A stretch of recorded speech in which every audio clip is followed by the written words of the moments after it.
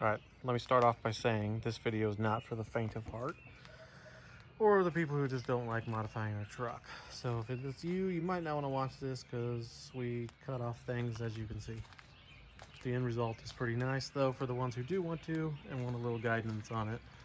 So this is what it looks like. The fender's cut off, and I'm going to show you how to do it, or how I did it. Clearancing the fenders so I can fit some bigger tires on there because the 35s just don't do. So I'm going to show you how to do it on the other side. And then we'll go from there. Still got to add a little brace down there to hold that so it doesn't flap. Other than that, this side is done. Put that edge trim around it, cleaned it up real nice. And it looks pretty good. But don't mind my messy garage. I have 3 kids. We have a lot of stuff. I don't get much time to clean it. So we'll start on this side. I'm gonna start by taking the fender flare off. There's some bolts you can see in here. I already took that one out. There's some up in there. Bolt right there. Some bolts right there. And obviously if your fender flare was longer than mine, you'd have more bolts down that way.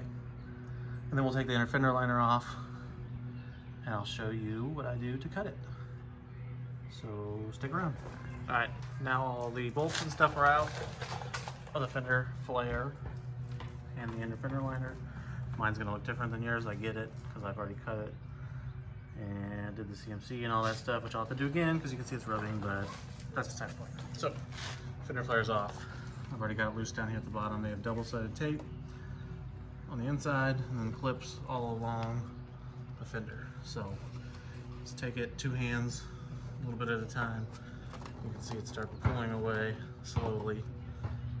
You can take a razor knife and just cut that glue off so you don't pull the fender too much. But I haven't had a problem with that at all, so.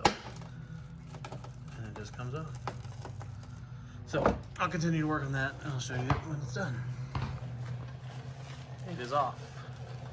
So you got to do a little bit of wiggling to get that double-sided and the clips off at the same time. But that is off, the flare's off, the inner fender liner's off. You see it's pretty dirty behind the fender liner, but we'll clean it up. And try to figure out some kind of new fender liners for it, but for right now it'll be okay. And I'm gonna start taping it off and getting it cut. Taped up along that line up there. My tape's not perfect, but I use that as more of a guide, not follow that exact line with the cut. So you'll see how it turns out at the end. And there's the tool of choice. Angle grinder, cut off wheel. Let's get it. There's the cut. So I just had to refasten the fender. Down there you can see the screw head. Just a stainless steel 5/16 screw.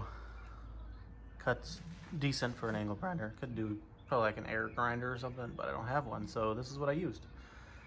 And keep in mind, I'm gonna paint the bottom edge of this just like I did the other side, and then I'll stick that edge trim on there to clean it off and finish the edge. Light sanding with a Dremel, clean up the burrs and get that off of there.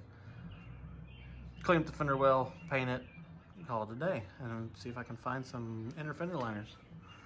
But for a quick 2 hours, short 2 hours, it turns the truck and makes it look a whole lot better, especially the clearance that I gained now that I've cut those. So we'll go to a bigger tire size and hopefully we can do more things. So I'll do the back and you can watch that in kind of a fast pace. I'll speed up the video for you since it's so not boring. And then, yeah, get some edge trim on it, paint it, get some edge trim on, and we'll call it a day. One thing to point out, those 2 brackets right there, they bolt to those 2 holes, the perfect circle holes right there. And then up in there, they bolt to that to keep the fender from moving. There's also right there underneath the bed. And then they bolt to these 2 holes right here. Those are the brackets to keep this thing from moving. So you have to relocate those. I'm gonna relocate them. There's already a hole right there where the tape is. I'll relocate it down there after I do the cut and get it bolted back on. I don't know if it'll bolt in the same spot, but I'll move it around, keep that thing from flapping around. So just noting that you'll have to do that when you cut.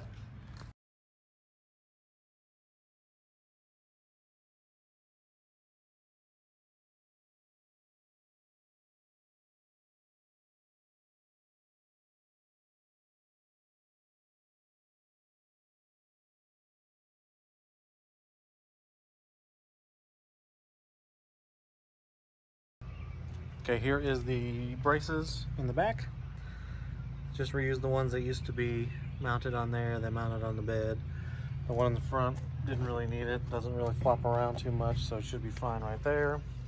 So this side. The other side, same thing.